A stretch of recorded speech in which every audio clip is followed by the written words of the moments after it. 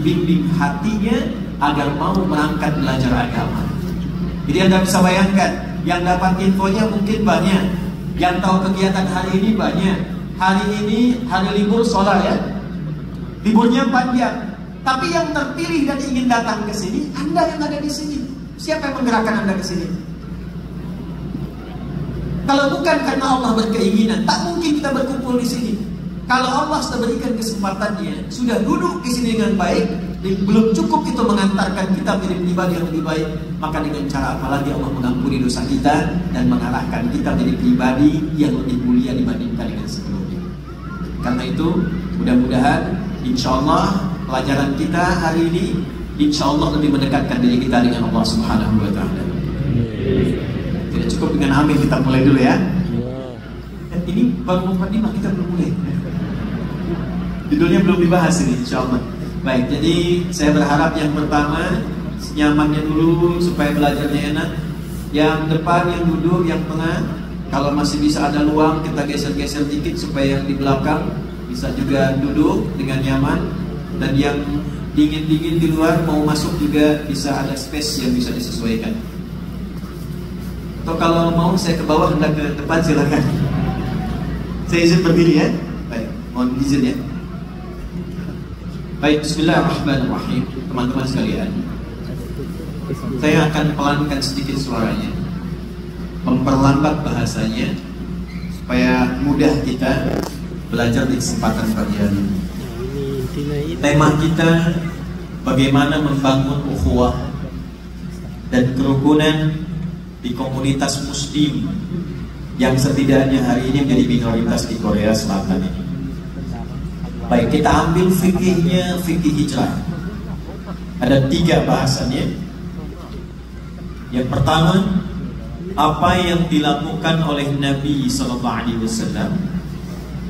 saat pertama beliau memberikan bimbingan kepada komunitas muslim yang baru datang ke tempat baru. Fikihnya apa? Tuntunannya bagaimana? Sehingga itu nanti menjadi kurikulum setiap muslim. Kalau datang ke tempat yang baru, negara yang baru, bertemu komunitas muslim, cara membangun ukhuwahnya, kerukunannya seperti apa petunjuknya. Itu lengkap dalam hadis Nabi. Kedua, nanti kita akan belajar tempat apa yang dijadikan oleh Nabi sebagai pusat kerukunan dan pembinaan. Seperti apa mengelolanya, bagaimana kegiatan di dalamnya. Dan yang ketiga, setelah ada tempatnya, setelah rukun komunitasnya, apa kurikulum yang disusun oleh Nabi, yang diberikan panduannya oleh Allah untuk diteruskan kepada masyarakat itu supaya dipraktekkan di tempat ia berpijak. Dan yang paling hebat, teman-teman, Bapak Ibu sekalian, kurikulum itulah nanti yang merubah tempat hijrahnya Nabi dari tempat yang kurang ideal, bahkan tempatnya terbelakang, pasarnya rusak, konfliknya banyak, tiba-tiba kemudian jadi suasana kota yang paling mencerahkan, tempat paling maju, dan sekarang jejaknya masih bisa kita dapatkan. Oke, pertama saya tanya dulu, Nabi itu hijrah dari mana ke mana? Dari Mekah ke Madinah. Tuh, keliru kan? Nabi, saya ulangi, Nabi tidak pernah berhijrah ke Madinah. Saya ulangi, Nabi tidak pernah berhijrah ke Madinah. Beliau hijrahnya ke Yathrib. Pas ya? Hijrahnya kemana? Yathrib. Tapi jangan dipotong dulu videonya ya, nanti rame. Nabi hijrahnya dari Mekah ke Yathrib. Yathrib itu salah satu anak keturunan ke atasnya tersambung ke Nabi Nuh alaihissalam. Dulu kalau orang berkelana menemukan tempat masih kosong, maka tempatnya diberi nama dengan orang yang pertama kali berada di situ. Maka diberi nama dengan Yathrib karena Yathrib ini yang pertama kali menempati tempat itu. Kalau saya gambarkan cepat begini, Yathrib itu wilayahnya dibagi 2. secara umum.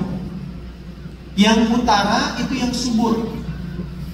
Yahudi sudah lebih dulu ke situ karena saat mereka terusir di Eropa, di Romawi sekitarannya, itu mereka baca kitabnya, diberitakan di kitabnya akan ada nabi istimewa, nabi hebat, nabi terakhir yang akan membangkitkan umat, memimpin peradaban, dan nanti dia akan lahir cirinya di tempatnya begini, menuju kepada Mekah. Tapi di situ akan disakiti oleh umatnya, diusir, kemudian akan berhijrah ke tempat baru, dan disitulah dia akan membangun peradaban. Maka Yahudi tidak ingin membersamai Nabi dalam perjuangan, tidak ingin bergerak di awal dakwah Nabi. Dia ingin nunggu di tempat yang sudah maju aja. Loh, dari dulu begitu loh. Maka kemudian diputuskanlah mereka berangkat ke Yathrib, dipilih wilayah utara yang subur.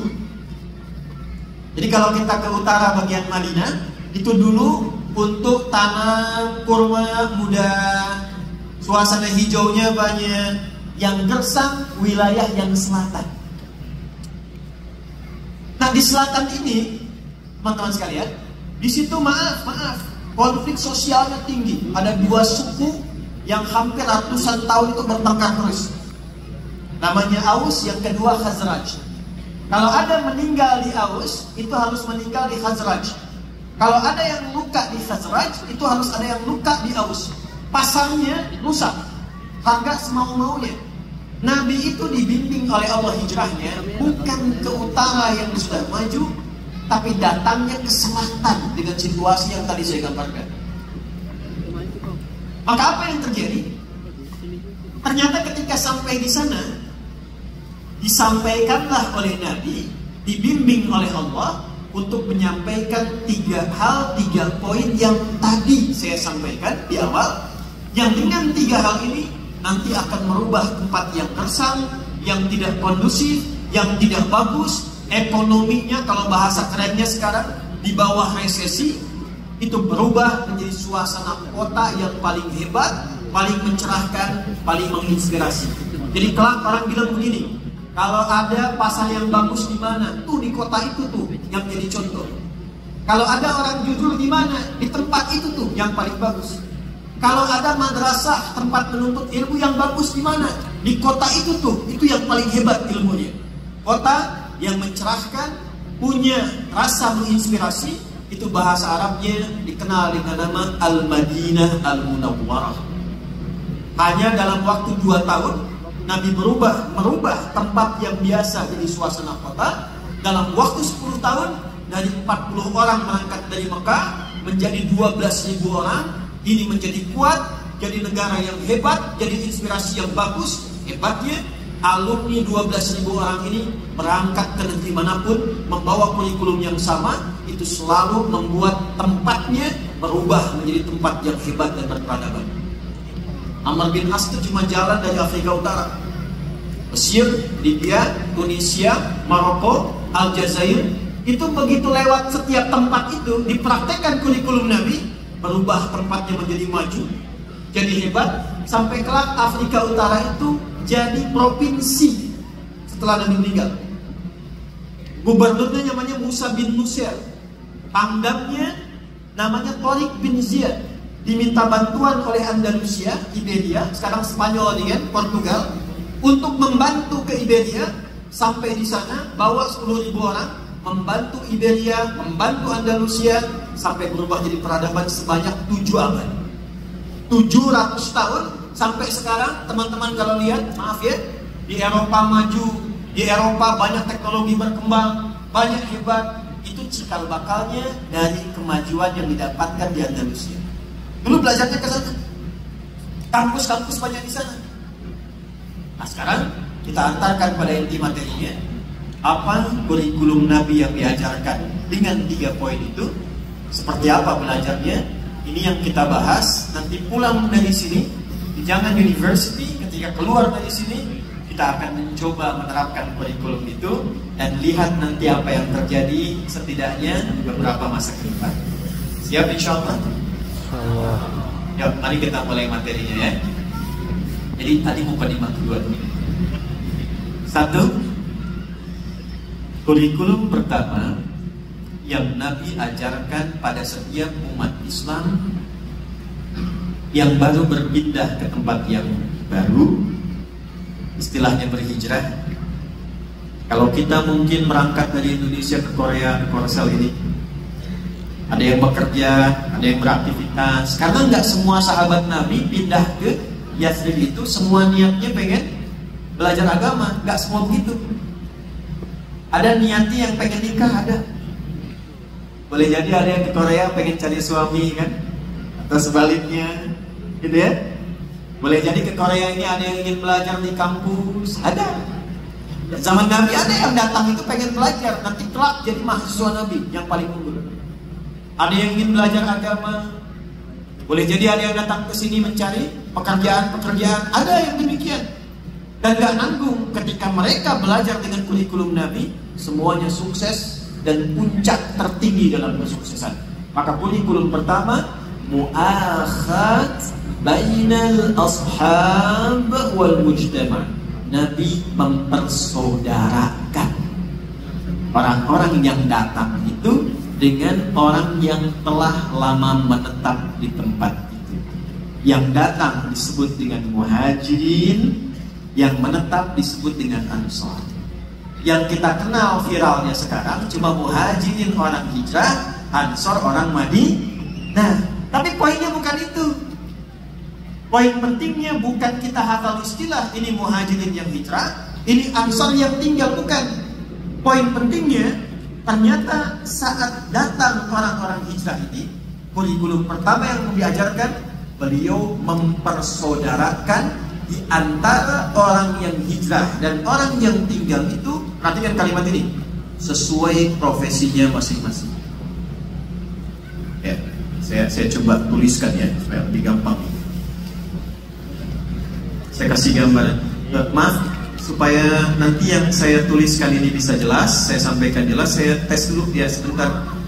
Belakang kelihatan gak ini? Aman ya? Baik. Saya kira cuma di Indonesia aja, di Korea juga sama aja ya. Anda itu sebelum belajar sudah memiliki kekuatan iman yang bagus. Bekal ini bisa dipakai untuk diteruskan ya. Prof Nuh ini luar biasa nih ya.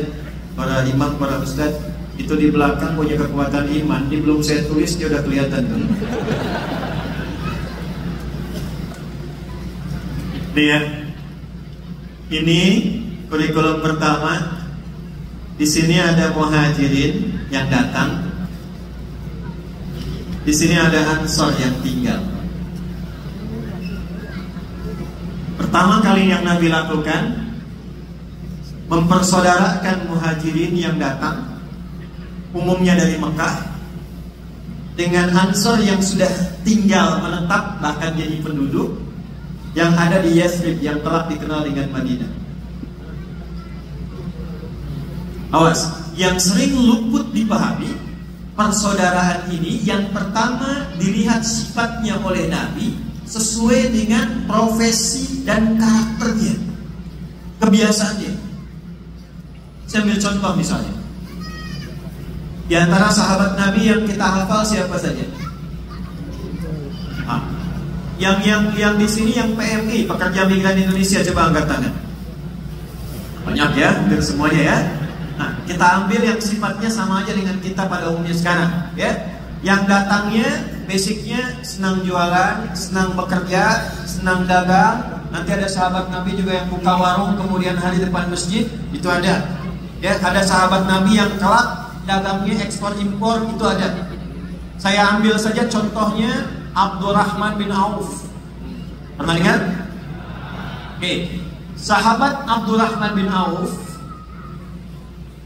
dipersaudarakan oleh Nabi SAW dengan orang Yathrib, orang Madinah, namanya Sa'ad bin Rabi'ah radhiyallahu ta'ala anhu.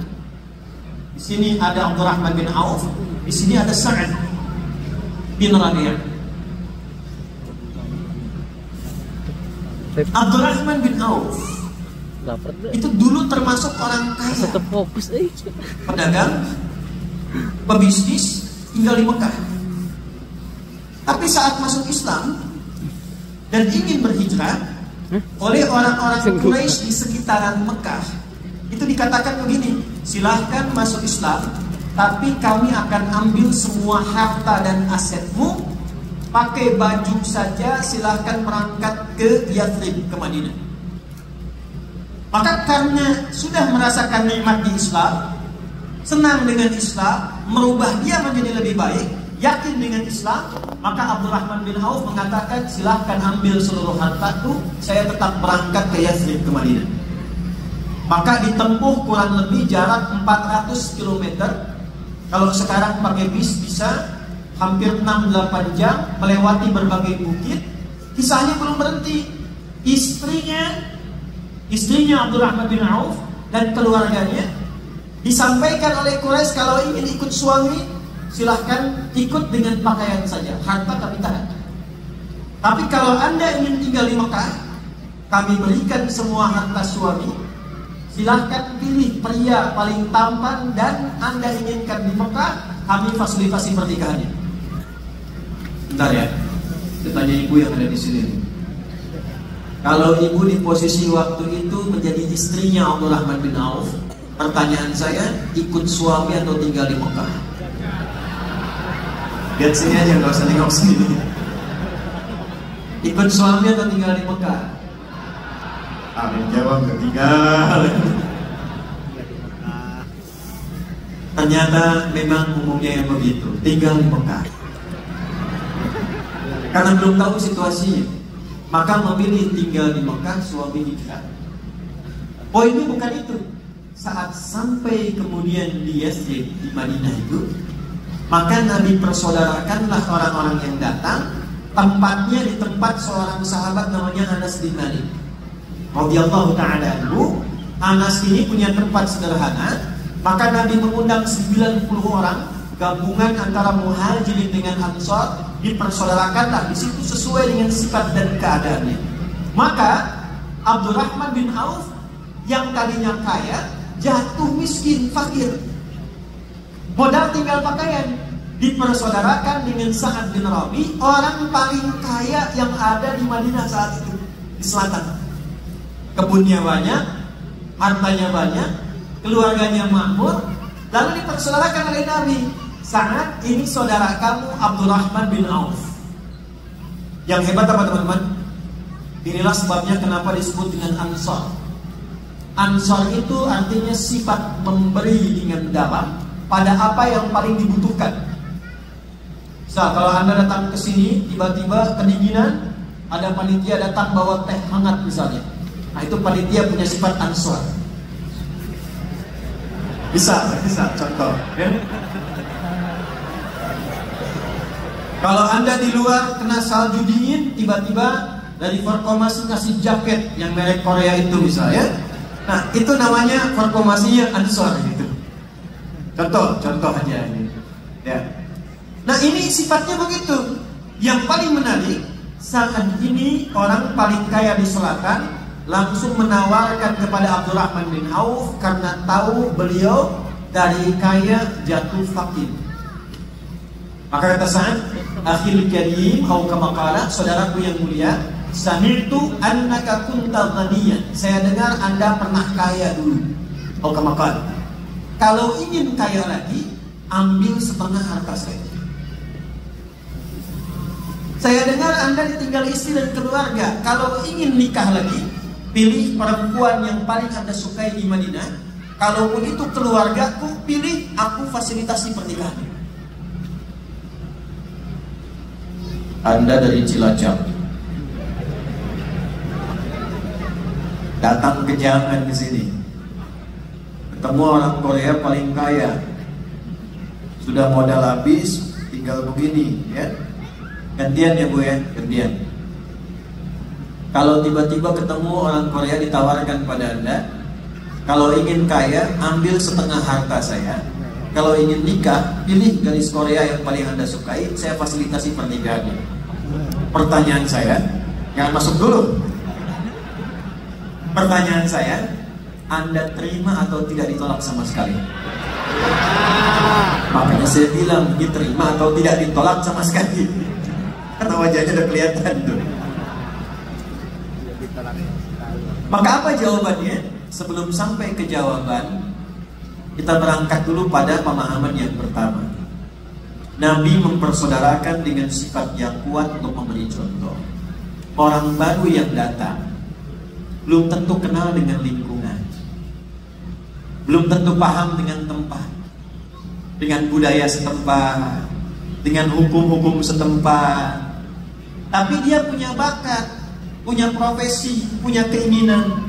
Maka contoh yang pertama dipraktikkan oleh Nabi, persaudarakan dengan orang yang sudah tinggal lama, yang lokal yang ada di situ, yang punya sifat yang sama, sehingga mampu membimbing ia menjadi mandiri, bahkan menjadi pribadi yang lebih sukses ke depan.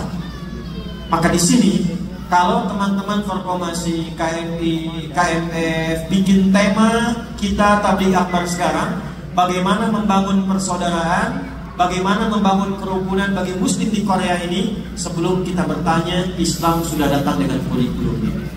Coba buat database. Petakan berapa banyak ini warga kita yang ada di sini.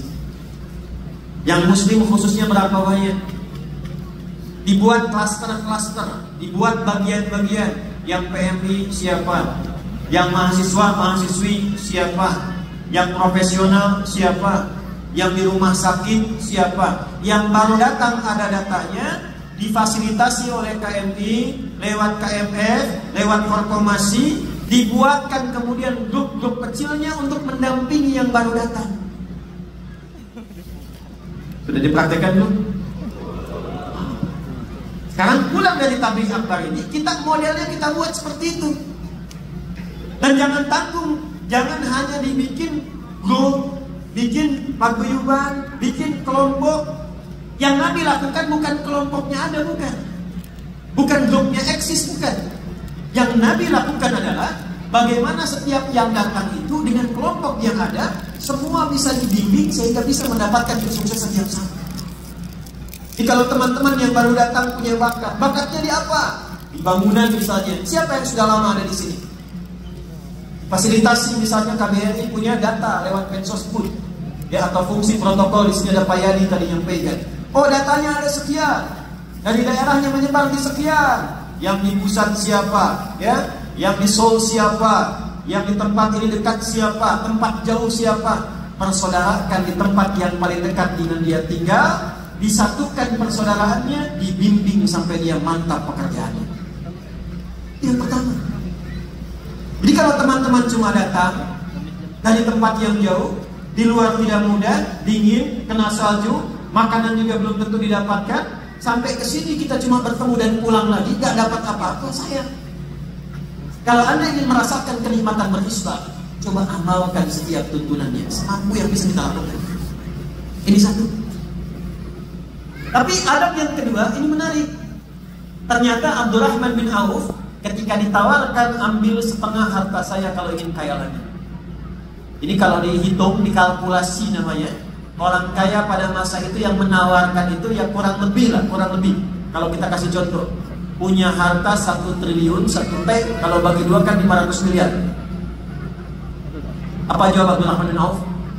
Terima kasih atas tawaran Anda, jazakallahu khairan, arini ainal aswaq. Cukup tunjukkan padaku di mana pasarnya, di mana pusat bisnisnya. Jadi walaupun sudah dipersaudarakan oleh Nabi dengan orang paling kaya, dibantu tempat tinggalnya, dipenuhi kebutuhannya, tapi sifat yang kedua, beliau tidak menyusahkan orang yang membantunya, malah minta dibimbing. Di mana tunjukkan pasarnya, pusat bisnisnya, saya ingin terapkan ilmu saya dan berjuang dengan tenaga saya supaya saya bangkit kembali. Jadi kalaupun teman-teman yang lama dengan yang baru dibimbing, semangat yang kedua, kita tidak datang untuk merepotkan. Apalagi datang untuk membuat misalnya hal-hal yang tidak baik, melanggar hukum setempat misalnya, berbuat sesuatu yang tidak elok misalnya. Kita tunjukkan saya Muslim, saya datang ke tempat baru, Islam membawa saya menjadi pribadi yang lebih baik, dan menunjukkan di tempat manapun saya datang, pasti saya akan bangun tempatnya menjadi lebih baik. Kalau bisa begini, kalau bisa, ya. Kalau ini daerahnya namanya apa? Masam. Gimana caranya teman-teman yang di Wasong, yang jumlahnya mungkin cukup banyak, teman-teman kumpul sebagai seorang muslim, pelajari bagaimana cara membangun tempat di Wasong ini sehingga menjadi lebih baik, punya komunitas yang bagus, saling membantu dengan warga lokal, dan yang lebih hebat nanti menginspirasi sebagai seorang muslim. Itu gak bisa dikerjakan sendirian. Gak bisa Imam Irfan sendirian, Imam Syihab sendirian misalnya. Gak bisa. Kita bareng-bareng. Anda pekerjaannya apa? Yang sudah lama di sini apa? Kegiatan masyarakatnya apa? Dipersaudarakan dengan itu, Masya Allah. Dan disitulah Nabi kemudian setelah bersaudara muslimnya, dibuatlah piagam Madinah untuk berinteraksi dengan orang-orang sekitarnya. Saya tanya pada Anda, yang di Madinah waktu itu muslim semua tidak? Yahudinya ada? Nasraninya ada? Yang tidak bertuhan ada? Apa Anda pikir di Korea Selatan muslim semua? Tidak. Anda punya keyakinan yang berbeda, punya agama yang tidak sama. Apa adabnya ketika datang dan sudah kita berkomunitas, kita punya KMI, kita punya formasi, sudah duduk bareng-bareng, bahkan difasilitasi. Apa selanjutnya yang kita lakukan dengan tempat yang kita tinggali pada saat ini? Kurikulum keduanya apa? Maka teman-teman dengan cepat saya ingin katakan, ini nanti yang pelajar coba saya tanya, yang kuliah di sini boleh katakan ada mahasiswa, mahasiswi ya, banyak ya. Baik. Ini perhatikan baik-baik ya. Kalau mahasiswa jangan tengok sana, sini aja di sini. Tidak ada satupun orang Islam yang datang ke Yasin belajar dari Nabi di madrasah Nabi kecuali jadi orang paling unggul di masanya dan mudah menguasai berbagai bidang setelah dia masuk Islam. Kenal Sayyidah Aisyah kan? Kenal di mana? Sayyidah Aisyah itu hafal Quran, hafal hadis, tahu fikih, tahu tafsir, jadi dosen juga. Banyak sahabat laki-laki sepeninggal Nabi belajar dari beliau, tapi yang tidak banyak orang tahu, beliau pun pakar di bidang kedokteran. Silakan baca sejarah. Sayyidah Fatimah radhiyallahu ta'ala anha paham fikih, paham hadis, paham Quran, dan beliau pakar di bidang keperawatan. Tidak ada satupun sahabat yang masuk kelas pelajaran Nabi kecuali sukses. Ibnu Abbas, Ibnu Umar, Ali bin Abi Thalib, Abu Hurairah radhiyallahu ta'ala anhum jami'an itu minimal menguasai 5 bidang sekaligus. Ibnu Abbas itu teman-teman mahasiswa setelah belajar Islam, belajar kurikulum Nabi, itu menguasai bahasa asing cuma 3 hari.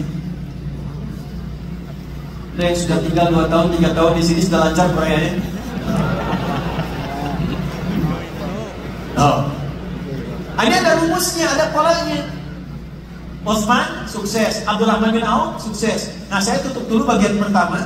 Jadi ketika beliau itu mempraktekkan dirinya, dibimbing oleh yang sudah ada di situ, jadi usahanya dibimbing. Sangat membimbing Abdurrahman bin Auf. Ini pasarnya, karakternya begini, orangnya suka begini. Dari riset sederhana itu beliau putuskan, oh saya akan memulai menjadi penyalur kambing.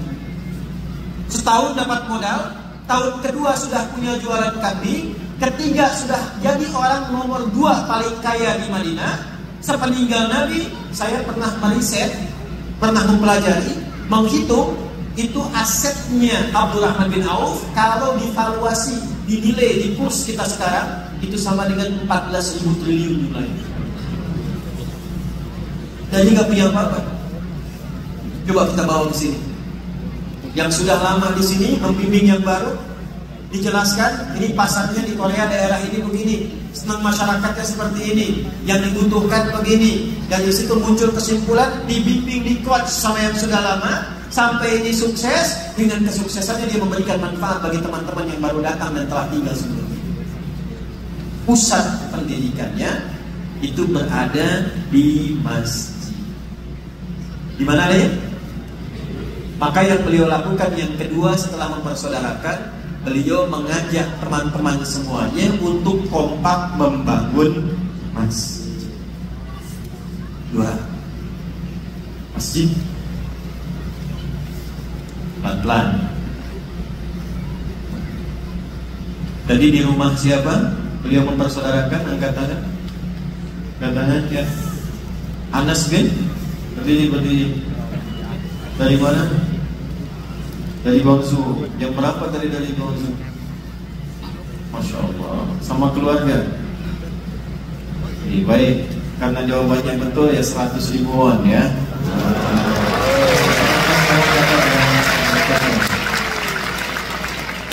Mau jawab lagi? Kalau salah saya tarik lagi. 100 ribu ya Bapak itu ya. Nah jadi yang pertama, database didata dulu siapa orang-orangnya nih. Yang baru, yang lama. Nabi kumpulkan di rumahnya Anas. Dikumpulkannya gak semua datang dulu, 90 dipilih dari yang ada. Nah ini barangkali bisa difasilitasi dari KBRI dengan KNF, dengan KNI khususnya, Forkomasi. Siapa yang sudah ada di sini Pak Yadi? Ya, dicari inohong-inohongnya, tokoh-tokohnya, kumpul untuk jadi coach. Di coaching yang baru datang, diarahkan, dipetakan, diberikan gambaran. Kamu nanti akan di mana? Daerahnya di sebelah mana? Ini gambarannya begini, kalau mau bisnis begini, kalau ingin kuliah kampusnya di mana? Sebelum datang, usahakan pelajari dulu. Jurusannya apa? Mata kuliahnya berapa banyak? Jam pelajarannya bagaimana? Sistemnya bagaimana? Kalau perlu dosennya karakternya seperti apa? Jadi sebelum sampai ke kampus, kita sudah kenal kampusnya. Saya praktekkan pola begini pada passion yang saya pilih untuk ilmu, hasilnya begini. Saya tidak ke Tripoli, ini ada Ustaz Irfan yang bisa sampaikan. Ini kita ada 3 alumni dari Tripoli ini, ya, di kampus kami dulu. Saya tidak datang belanja, kecuali saya tanya sebelum datang. Saya ingin ngambil KLSS Al-Quran, jurusan apa yang paling bagus? Jarak dari masjid ke asrama berapa lama? Ya, kemudian ke kelas berapa lama? Perpustakaannya di mana? Ada berapa ruangan di perpustakaan? Setelah paham petanya, tahu yang mau dipelajari, paham karakter dosennya, maka apapun yang dipelajari akan sangat mudah kita bisa mendapatkan. Dan insya Allah ilmu yang dipelajari kita dapatkan itu insya Allah akan terbawa. Nah tempat semua pendidikan itu setelah dikumpulkan oleh Nabi 90 orang, maka Nabi mendeklarasikan kurikulum yang kedua, yaitu membangun tempat pusat pertemuan, pusat pendidikan dan pusat diskusi. Disitulah kemudian materi spiritual, materi intelektual, termasuk masalah-masalah sosial dibahas di situ. Tempatnya namanya apa namanya? Guangzhou sudah ada masjid. Kalau di Busan sudah ya. Di Wangun tadi sudah, semalam saya sudah datang ke situ ya. Darussalam, Masya Allah, tempatnya bagus. Ada di lantai 4 itu.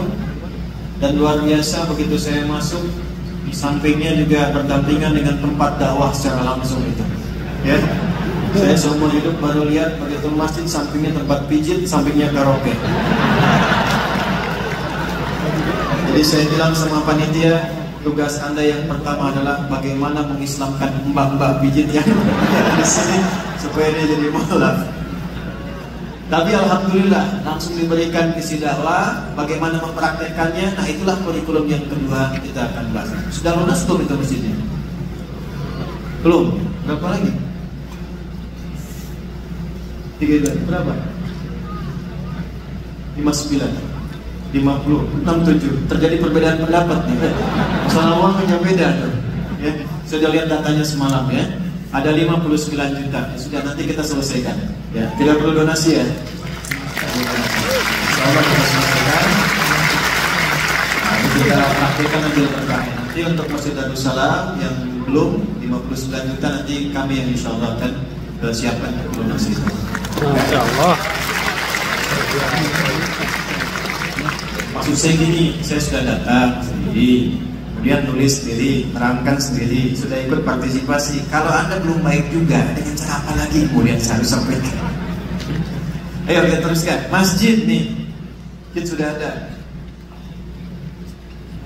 Apa kurikulum yang ada di dalam masjid? Ada yang hafal Quran nggak di sini? 30 juz. 15. Jangan tunggu juz 30, nggak akan saya sebut. Ya, kalau kurang juz dan cepat ya. Padahal 1 juz itu 1 juta tadinya. Udah nggak jadi. Udah waktu habis. 1 juz. Singkat saja, fungsi masjid dalam Al-Quran yang pokok ada berapa? Adanya di Quran surah 9 ayat ke-18 dan dibuka dengan kata innama. Adatul hasri, huruf menunjuk hukum pembatasan. Innama ya'muru masajidallah. Orang-orang yang mampu memakmurkan masjid-masjid Allah itu orangnya terbatas, kalangan elit. Jadi berbahagialah yang di Korea ini yang terpilih oleh Allah punya kecenderungan memakmurkan masjid. Yang datang jadi imam, jadi dai, itu kalangan terbatas elit. Makanya dijaga jangan sampai nggak betah itu. Yang menarik apa? Tapi ini pun harus punya 5 ciri ini. Kalau nggak punya cepat pulangkan. Apa Ustaz? 1, man amana billah. Saya tasrik dulu ya imannya. Kita pakai ilmu nahunya dulu biar betul. Karena orang sekarang kadang ngajinya pindah karena online, tasriknya berubah. Tadi pesantren dulu biasa kan, fa'ala yafilu, fa'ala yaf'alu, fa'ala yaf'ulu. Sekarang udah lain tuh. Tak-takayu, tak-tiku, tiktokan. Pas bakayu Facebookan, kan? Instagrama, ya instagrimu, Instagraman. Yang terakhir taba ya tubuh, YouTube. Man ismun mausulun yadullu 'ala al-fardiyatil 'ammiyah. Kata sambung konjungsi menunjuk pada setiap objek tunggal, tapi tawarannya general. Jadi kalau ketemu man di Quran, itu tawaran dari Allah langsung secara personal ke kita. Terbuka tawarannya, gak melihat siapapun. Yang penting ingin masuk dalam golongan itu. Ya, mau dia kiai, mau dia ustaz, mau dia orang biasa, kalau pengen Allah kasih jalan. Jadi cara bacanya rasakan. Hei Adi Hidayah, hei fulan, hei fulana, innama ya'muru masajidallahi.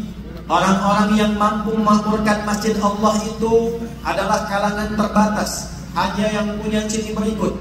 1, man, siapapun. Saya kurang senang dengan terjemahan barang siapa. Man, barang siapa, itu saya kurang cocok. Karena sampai saya tiba di Jalan University ini, saya belum temukan itu barang punya siapa.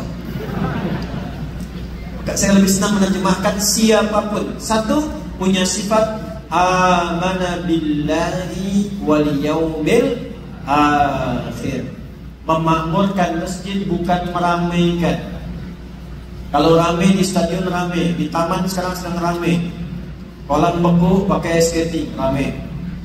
Jalan ketutup salju udah ada yang main perosotan depan tuh, ramai.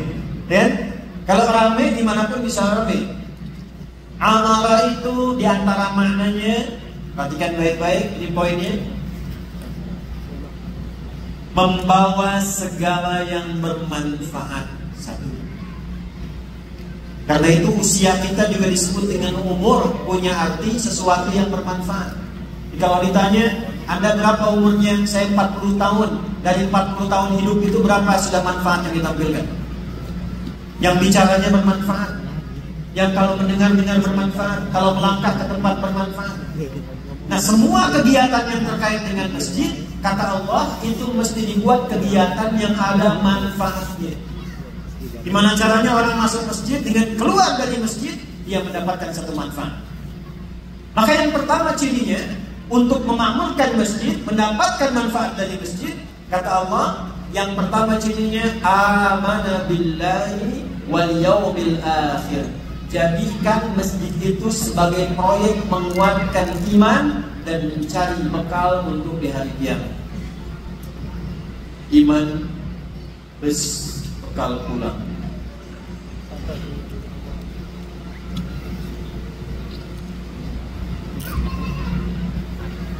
Wah, pelan-pelan. Ini niat yang pertama. Jadi kalau ke masjid, niat pertamanya jangan numpang makan dulu. Niat yang pertama, bangun segala hal yang ada di situ dengan dasar ibadah. Masih ingat tadi bagian pertama sebelum bangun masjid, Nabi mempersaudarakan kan? Persaudaraan pertama dibangun dengan dasar iman. Jadi bukan dengan harta. Maaf kalau teman-teman gaulnya dengan harta saja. Begitu harta temannya berkurang pasti ada tinggalkan. Kalau dengan kepintaran, gaulnya pilih-pilih teman karena kepintaran, dilihat temannya kurang satu level, pasti ditinggalkan. Ini menarik, orang paling kaya dipersaudarakan dengan orang paling miskin. Dan yang paling hebat, yang miskin dibimbing oleh orang yang kaya sampai melebihi kekayaan si kaya tadi. Itu kalau nggak pakai iman, mustahil saat menawarkan ambil setengah harta saya, itu mustahil.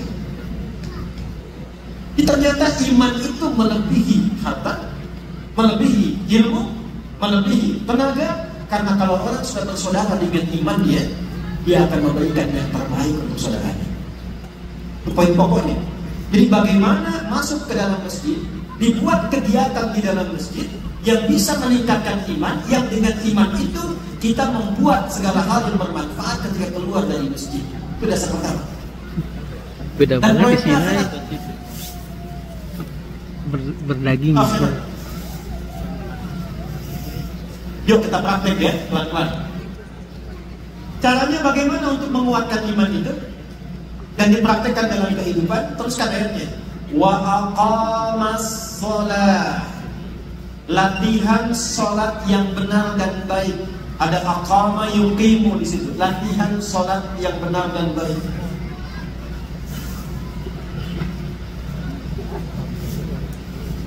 Hadis Muslim nomor hadis 397 disebutkan juga di Al-Bukhari.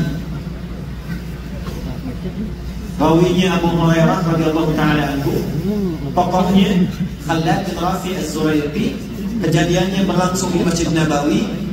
Masuk Khalad ini ke Masjid Nabawi, di sampingnya ada Nabi sedang duduk. Begitu selesai menunaikan salat sunnah 2 rakaat, dia datang kepada Nabi sallallahu alaihi wasallam dan mengatakan, "Assalamualaikum ya Rasulullah." Kata Nabi, "Waalaikumsalam warahmatullahi irji' salli fa innaka lam tusalli." Kamu balik lagi sholat karena engkau belum sholat dengan benar. Dia sholat lagi 2 rakaat, datang lagi ke Nabi mengucapkan salam. Kata Nabi, balik lagi sholat karena engkau belum sholat dengan benar. Sampai 3 kali. Yang terakhir dia berkata begini, "Ya Rasulullah, ma uhsinu ghaira, alimni." Ya Rasulullah, saya nggak bisa lebih bagus lagi sholatnya, tolong ajarkan pada saya gimana cara sholat yang benar. Maka diajarkanlah oleh Nabi dari mulai wudhu sampai dengan selesai salat. Idza qumta ila shalah, kalau engkau ingin mendirikan salat dengan benar, fa asbighil wudhu, sempurnakan dulu wudhumu. Diterangkan oleh Nabi dari A sampai Z. Mastaqbilul qiblah, menghadap ke arah kiblat. Diterangkan oleh Nabi A sampai Z. Kemudian mentakbir sampai dengan selesai salat. Perhatikan baik-baik di poin ini. Ternyata semua bacaan, gerakan, bahkan waktu-waktu sholat itu kalau kita pelajari, semua ada maknanya dan terkait dengan petunjuk kehidupan kita. Jadi bukan amalan biasa. Dan nanti kita akan dapatkan rahasianya. Kenapa yang diajarkan duluan sholat, bukan puasa? Kenapa yang diajarkan duluan itu sholat, bukan zakat? Kenapa bukan haji, bukan umrah? Nabi mengatakan kalau anak anda sudah usia 7 tahun, ajarkan dia sholat. 10 tahun masih rewel, berikan pendidikan membuat dia mengerti. Kenapa sholat dulu? Di Indonesia itu advance, anak TK sudah manasik. Tidak tahu kalau di sini. Ya? Ternyata setelah dilihat, dipelajari, sholat itu semua bacaan, nama, gerakan sampai selesai itu ada maknanya, ada artinya. Dan Nabi mengajarkan sahabat dengan semua makna ini. Tidak ada satupun sahabat yang sholat kecuali sukses dan bahagia hidup. Sukses bahasa Arab disebut dengan fauz, turunannya faiz, fauzan, faizah, faizin, itu sukses. Bahagia bahasa Arabnya farihah, sifat laki-lakinya farhan, perempuannya farah. Muhammad Farhan, orang yang diharapkan bahagia selama hidupnya, walaupun belum tentu sukses. Muhammad Faizin, Ibu Faizah, orang diharapkan sukses selama hidupnya, walaupun belum tentu bahagia. Anda pilih mana? Sukses tapi kurang bahagia, atau bahagia tapi nggak sukses? Ibu dulu deh, Ibu. Kaya tapi gelisah, atau miskin tapi tenang? nggak ada yang ketiga, dua aja. Nah, kalau kita gabungkan kaya dan sukses dan bahagia, itu bahasa Arabnya namanya falah. Apa namanya? Falah. Saya tanya pada Anda, kalau kita mau sholat kan dipanggil ya, dipanggil, panggilannya namanya apa? Adzan. Adzan itu ada yang menyebut ulama seakan dengan kata udhun, artinya telinga. Jamaknya adzan. Ini satu-satunya lafaz yang diperdengarkan pada orang yang masih punya telinga. Kenapa adzan satu tempat dengan yang lain beda waktu, beda 5 menit, beda 10 menit, beda 1 menit, beda setengah menit, untuk menunjukkan lafaz ini satu-satunya yang diperdengarkan 24 jam di bumi tanpa putus. Ketika kita dipanggil sholat, hayya 'alas shalah, ayo sholat. Kita tanya, ya Allah, kenapa saya mesti sholat? Jawabannya bukan karena kamu harus ibadah, jawabannya bukan karena kamu harus buktikan imanmu. Perhatikan jawabannya, diperdengarkan di telinga kita. Setelah hayya 'alas shalah, apa jawabannya? Hayya 'alal falah, supaya engkau sukses dan bahagia. Jadi sholat yang benar itu seharusnya mengantarkan kita pada kesuksesan dan kebahagiaan sesuai dengan pilihan hidup masing-masing. Jadi kalau dia kerja, jadi pekerja yang sukses. Kalau dia di rumah tangga, jadi suami yang sukses, jadi istri yang sukses, jadi pelajar yang sukses. Dan ternyata semua gerakan sholat, bahkan dari namanya itu ada maknanya. Itulah tadi yang dipraktekkan Abdul Rahman bin Auf. Itu baru mempraktekkan berdiri dalam sholat menghasilkan orang paling kaya yang pernah tinggal di bumi. Yuk kita ambil contoh ya. Maksud saya nanti kalau ke masjid, ya selain dapatkan imam yang bagus, imam yang khusyuk, mimpinnya enak, fikihnya belajar, dikaji juga makna sholat ini untuk dipraktekkan dalam kehidupan, khususnya di bumi Korea Selatan ini. Saya ambil contoh. Sholat pertama namanya apa? Pak, namanya apa? Subuh. Apa artinya subuh?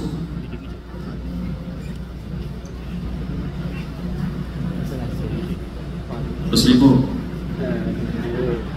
Ya, mas. Apa artinya subuh? Ya? Kenapa apa? Wah, bagus. Ribu ya, bang ini ya. Baik, silakan mas. Jadi tolong catat mas. Ini satu ya. Apa arti subuh?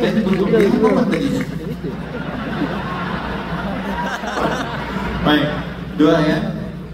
Subuh, kenapa disebut subuh? Setelah itu zuhur, setelah itu asar, setelah itu maghrib, kemudian isya. Coba lihat dari namanya dulu. Nanti ini ada kitab ini. Ada kitab Asrarus Salat, Nadharat fi Ma'anis Salat, dan kitab-kitab lainnya. Perhatikan baik-baik. Dan subuh ini satu-satunya yang punya dua nama. Subuh disebut subuh. Itu seakan dengan kata asbah.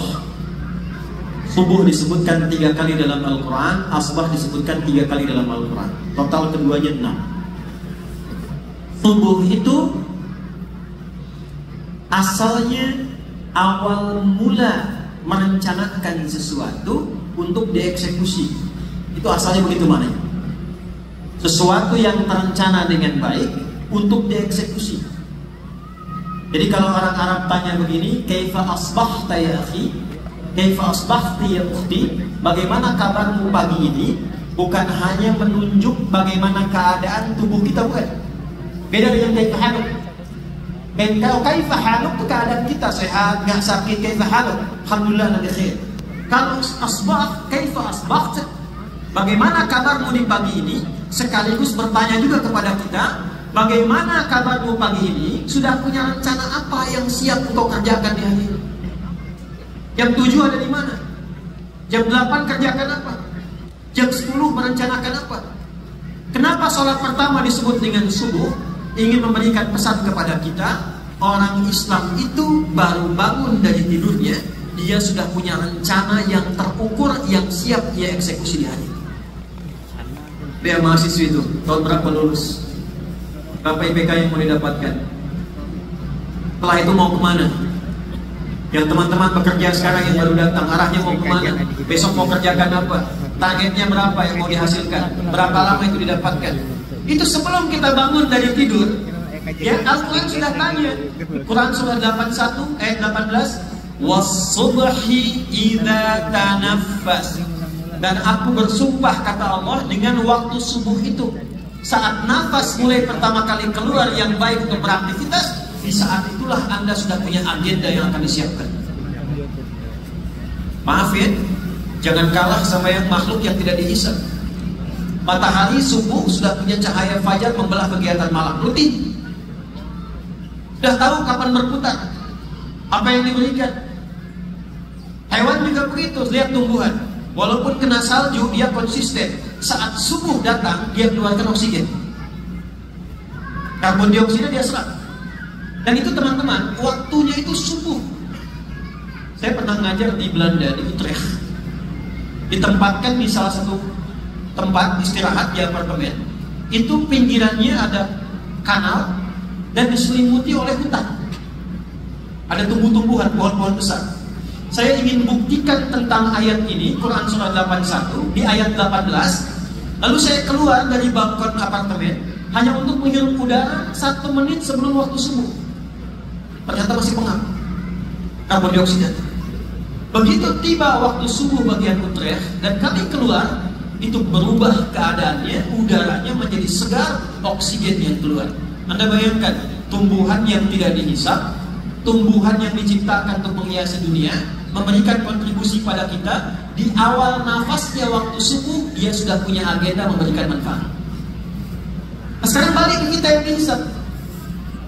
Kalau bahwa konsep kepersaudaraan ini dijelaskan di masjid, dikumpulkan dengan teman-teman senior dan yang baru datang, tanyakan apa agendanya di Korea ini, mau sampai kapan di Korea ini, apakah ingin bertahan di sini, apakah rencana yang PMI jualan ingin buka toko, tokonya toko apa, kapan itu bisa terjadi, bagaimana persiapannya, perencanaannya bagaimana, modalnya dari mana, hari ini akan bergerak dengan poin apa, ke depan targetnya apa yang mau didapatkan. Disiapkan rencana minimal pekerjaan yang akan kita kerjakan di hari itu.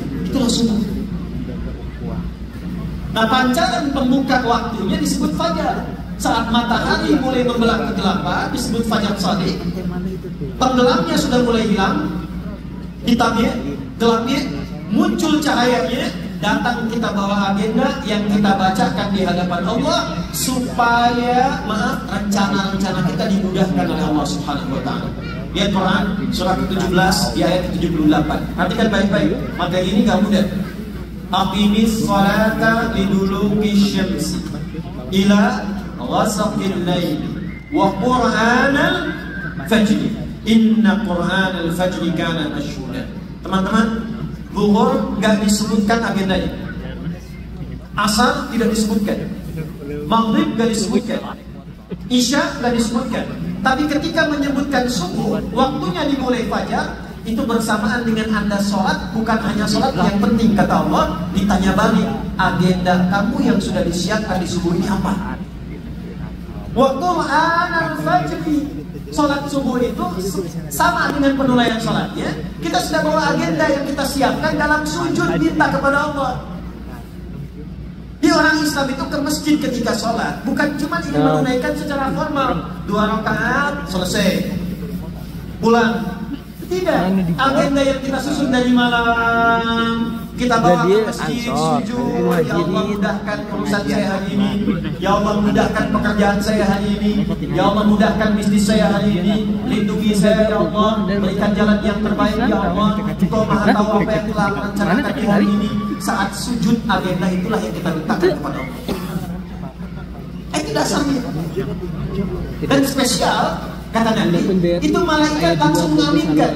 Ya, Anda buka misalnya di Al-Bukhari, sama juga di hadis Muslim nomor hadis 157. Ya ta'aqabuna malaikatul laili wa malaikatul nahari fi salatil fajri wa salatil asri. Malaikat itu sifat yang petugas siang dan malam itu kumpul salah satunya di waktu subuh untuk melaporkan kepada Allah apa agenda yang dibacakan oleh hambanya yang sedang sholat.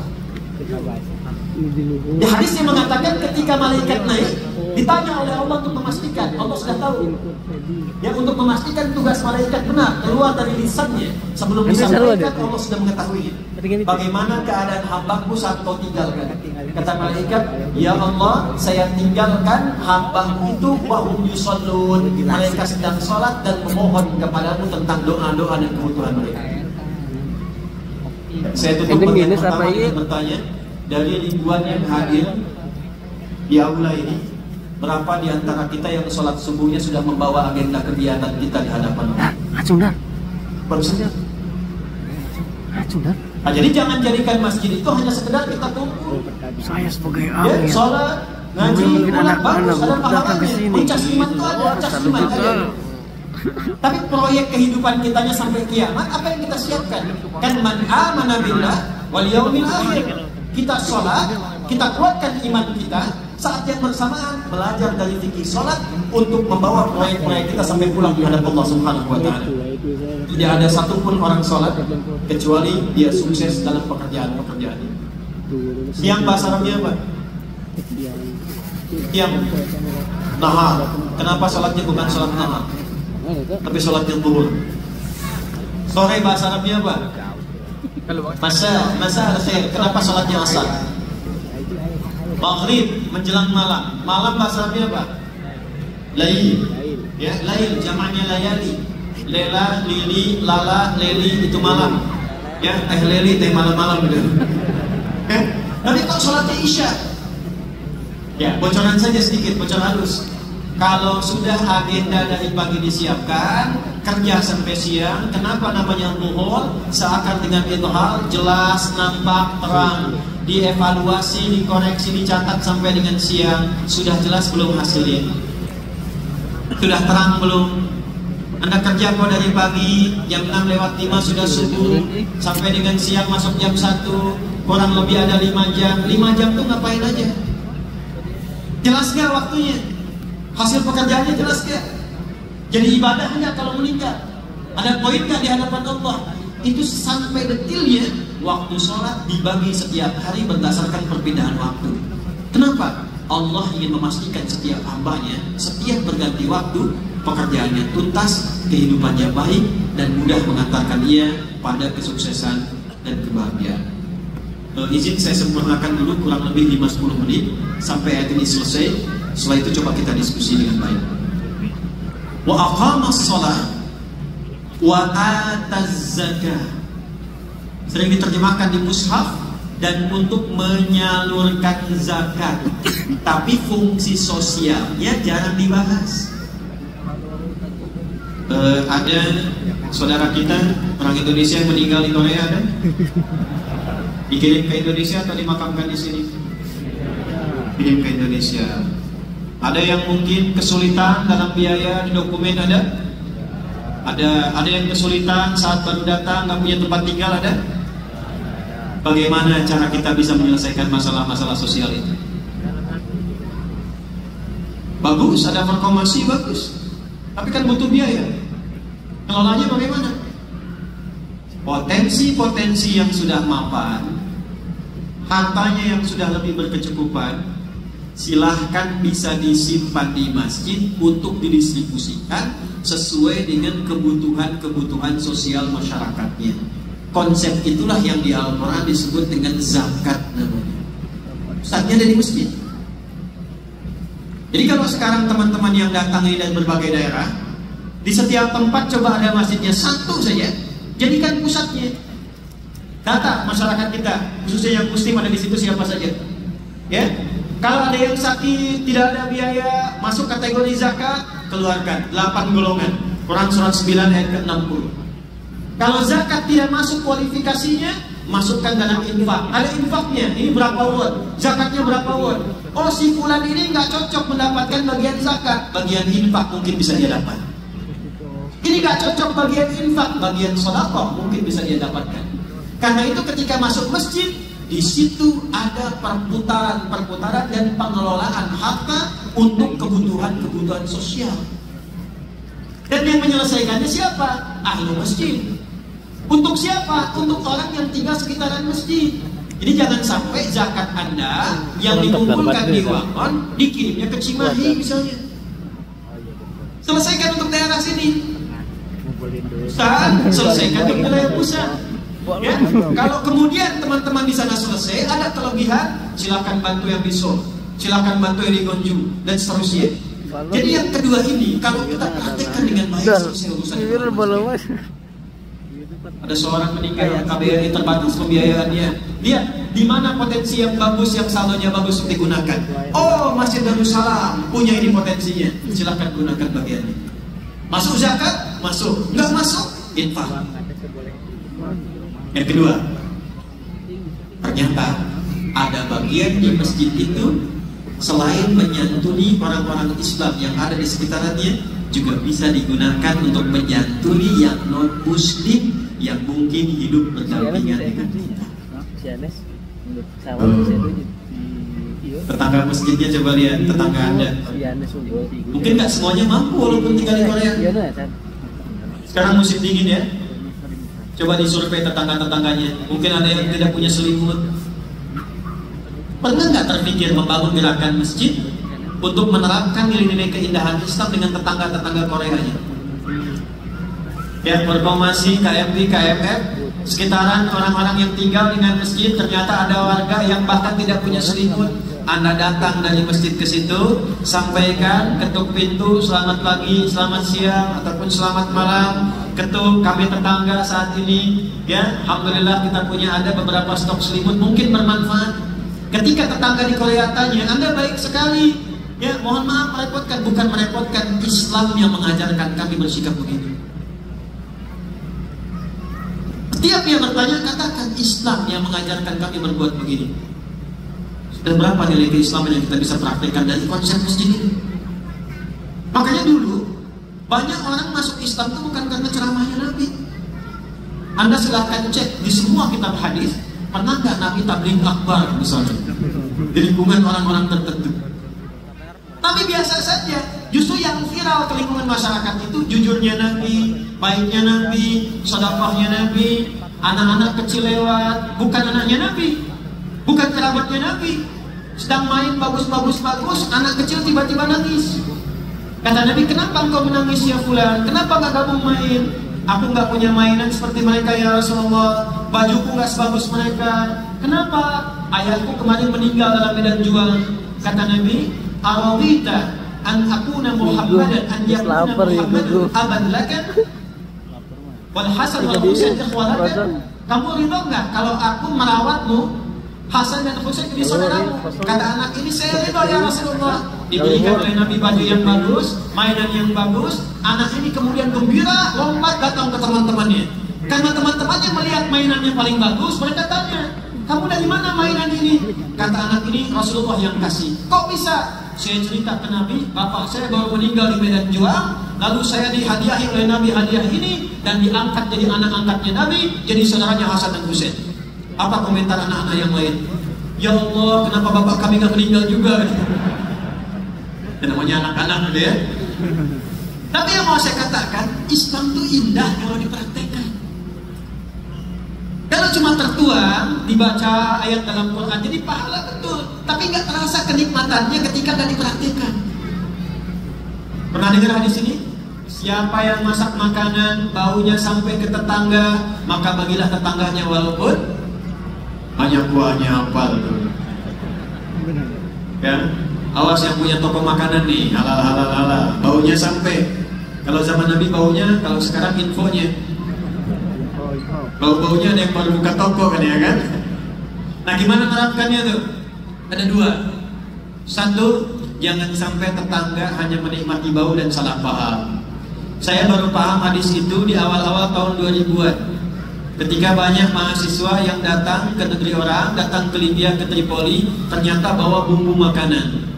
Bumbunya rendang yang dimasaknya singkong.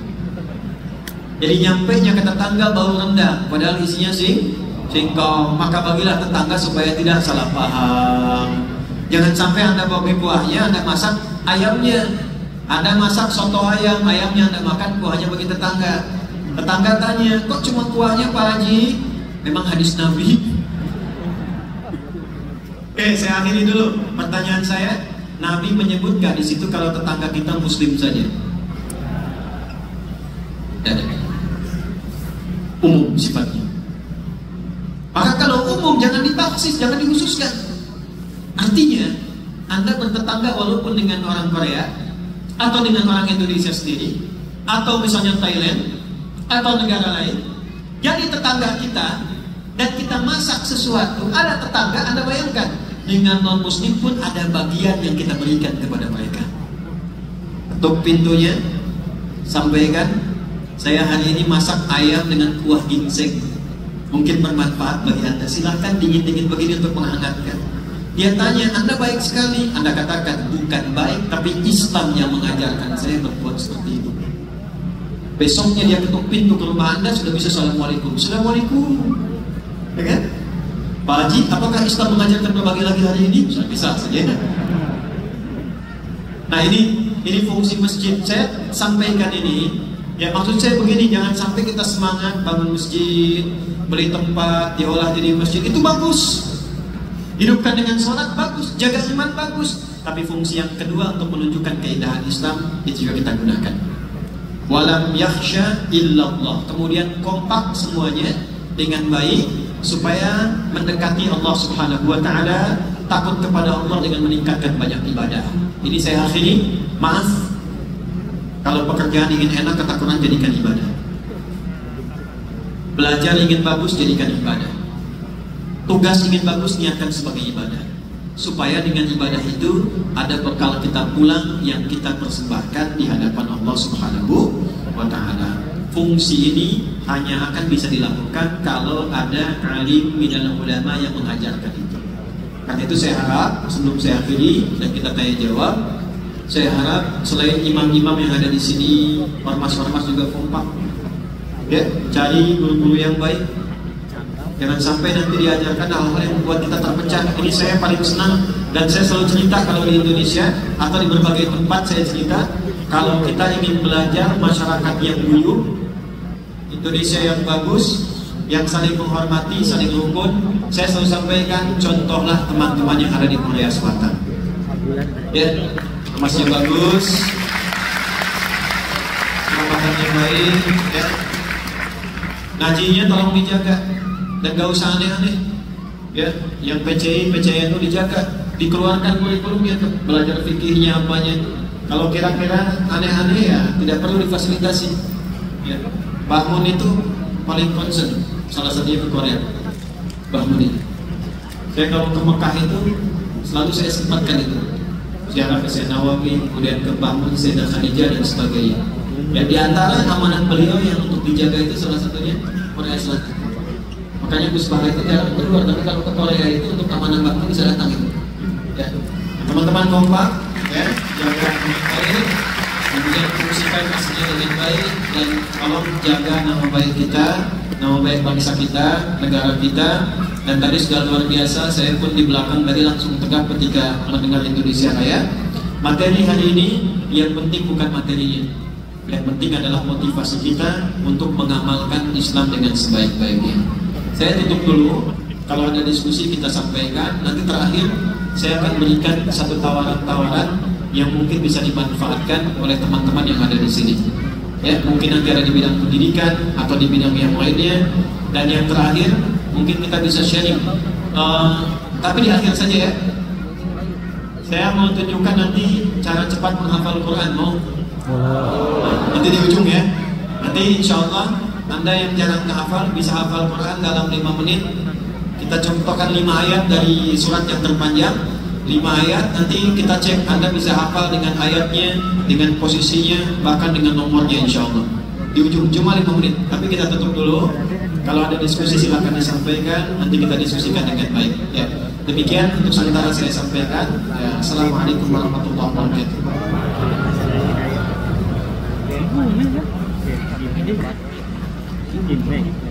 Oh gimana? Donasi bisa di sini donasi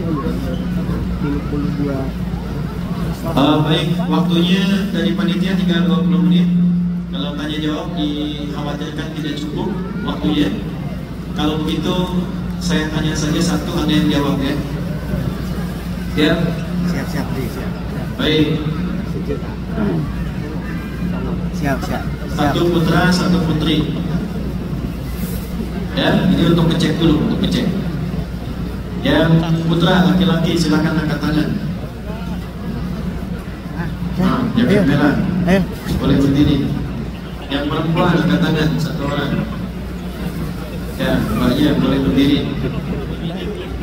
Oke, untuk mic, tolong dibantu Mas Bas. Kalau mic-nya dibantu.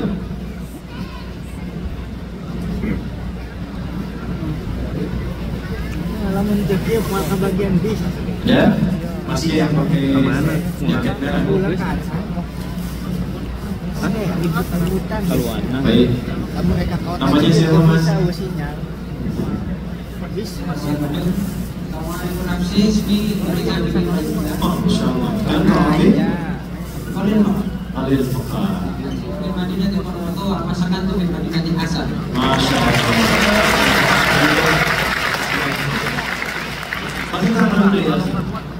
Bahasa Arab kan. Itu udah Bilaman, Masya Allah. Datang ke sini untuk bekerja. Baik, nanti tak khalas dah fil ma'had wala fil? Kalam lughah Arabiyyah. Tadarus di Mahad isi tadi sanawat. Tasawuf. Kiai mana? Kiai mana? Di Mahad dari Salam Kuntur. Oh, dari Salam Guntur. Baik. Jadi وجئت هنا أتيت هنا لمدة كم؟ تقريبا كم سنة أنت هنا؟ جديد ولا؟ Itu udah jadinya salah satu ashhur. 3 أشهر. ماشي. ستبقى هنا في كوريا ولا تعود هنا إلى مدينة كونغو؟ Ini kalau ke Anjing Mafri. طيب. متزوج ولا ما زال؟ Alhamdulillah tazawwaj. Baik. Jadi datang ke sini sudah menikah tapi kurang modal. تمام. Baik, السؤال لكن ما عرفتك من قبل يعني أنا أخبرت بعض الأشياء فيما يتعلق بأهمية الصلاة والمؤاخاة بين المسلمين وكذلك أيضا من إعمال المساجد وعمارها ومنها فيه توزيع الزكاة. السؤال فقط